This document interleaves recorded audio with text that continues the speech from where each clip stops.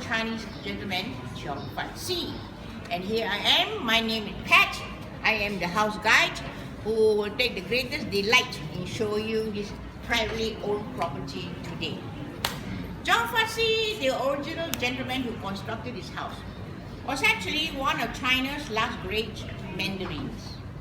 But through sheer hard work and determination, he also succeeded into becoming a self-made man, being accepted also as one of the very first capitalists of the new China after the revolution of 1911, as led by Dr. Sun Yat-sen.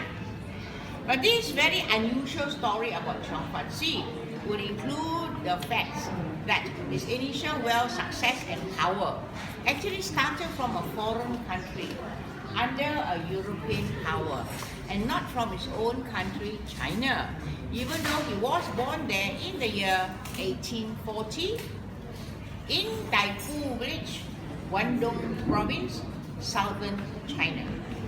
His ancestors were mostly school teachers and farmers. He was born a Hakka. Cheong Fatt was a very restless and energetic young man.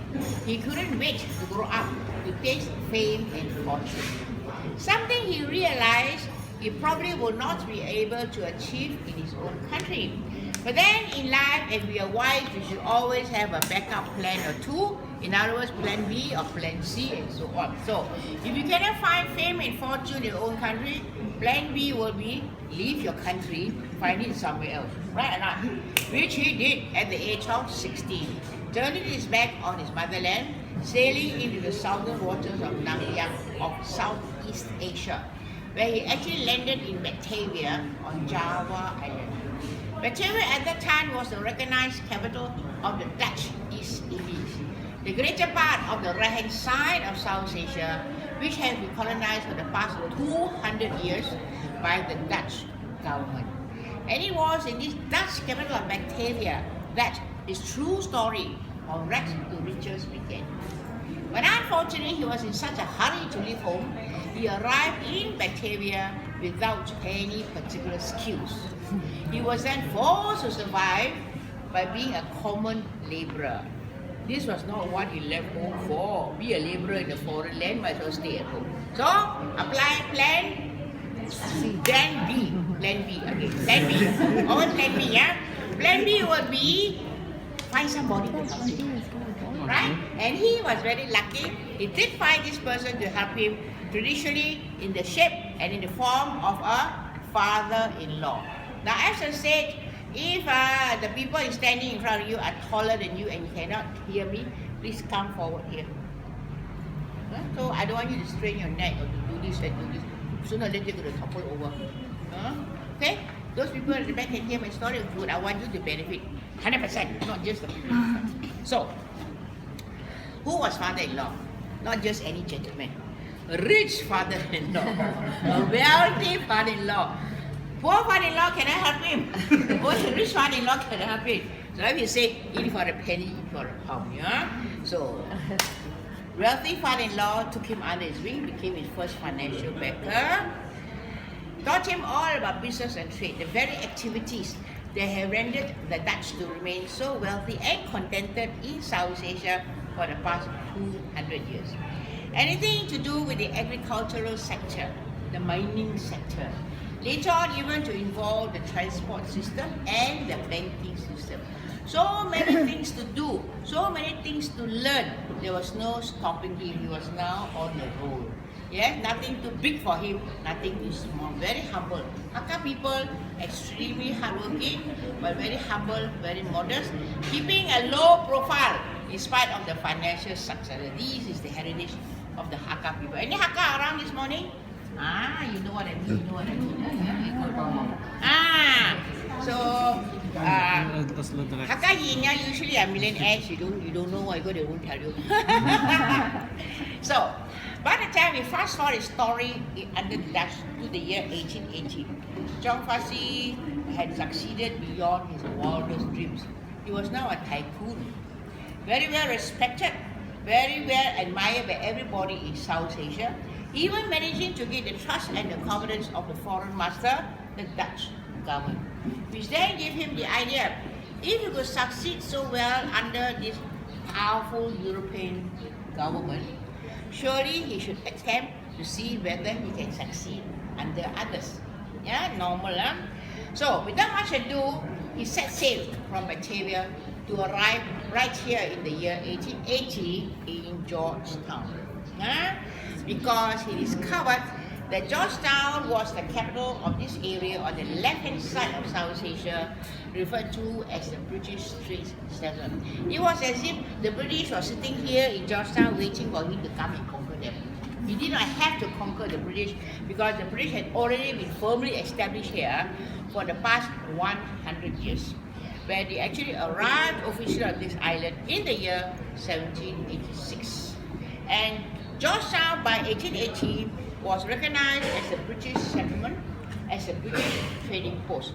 After the British had drained and firmed up the soggy area of the northeastern cape of Tanjung, where they changed the name of Tanjung to what we still know today as Georgetown. So why Georgetown? To honor the English king of the time, George III. You cannot name the main settlement under any other but the English king, right? So, Georgetown we are then, and Georgetown we are today. So when Cheong Fatt came here,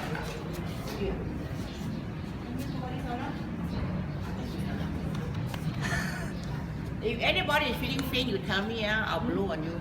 I got cold breath. So anyway.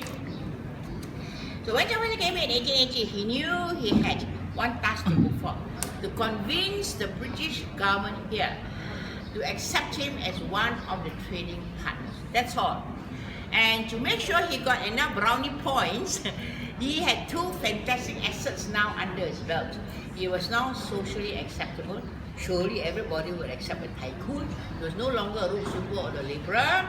Everybody will of course accept a tycoon as socially acceptable. And most of all, he was now financially independent.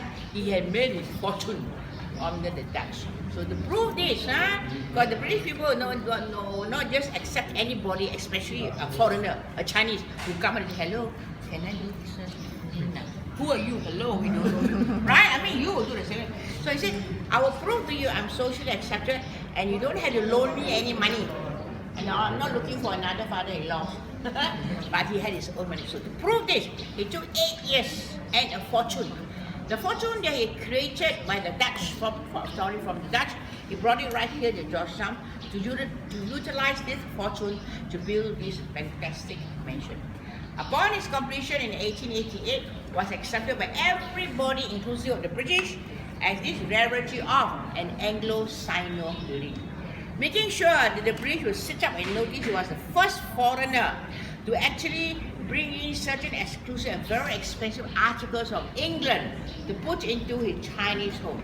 Articles like clay tiles, 48 Arch Nouveau stained glass windows, lots of Scottish ironworks all over the mansion. But not forsaking his almost 4,000-year-old Sino culture, he used a copy of a 3,000-year-old Suzhou building plan to build this mansion, which meant the entire ground floor was used solely for business. Very important members of the family will occupy the 4 rooms upstairs. 4 upstairs, 4 downstairs. And these 4 rooms upstairs will be exact in location and dimension to these 4 on the ground floor. In terms of architecture and in feng shui, we say this mansion remained perfectly balanced. But we also had to contend with members of the extended family. You cannot only take care of the very important members of the family. You're sure you have in-laws and outlaws. These are members of the extended family, not so important. So they will look up to Cheong Fatt as the big brother or the taiko. You want any accommodation, you want free meal, free holiday, you come and look for him. He cannot deny them because they're all from China. So he did the next best thing. He expanded the building. He constructed extra accommodation for them on the right side, the right wing, and the left wing. So these were occupied by lesser important members of the family, by visitors and friends. So the entire structure from 1880 until today sits firmly and solidly on the original built-up area of about 40,000 square feet or 3,000 square meters. So this is part of the historical story. I will continue with the historical part and also the more intimate part of his personal life, the next part of the house tour. But I don't want you to stand too long here. You tire yourself and then you won't lend your ears anymore. So we are going to be very comfortable in the new one. We shall go beyond this lovely custom-made room divider to the second part of the tour, which is an open courtyard. The open courtyard have 4 stone sides, a 4-sided feature. So you find a place to sit down on any of the 4 stone sides, or if you prefer chair.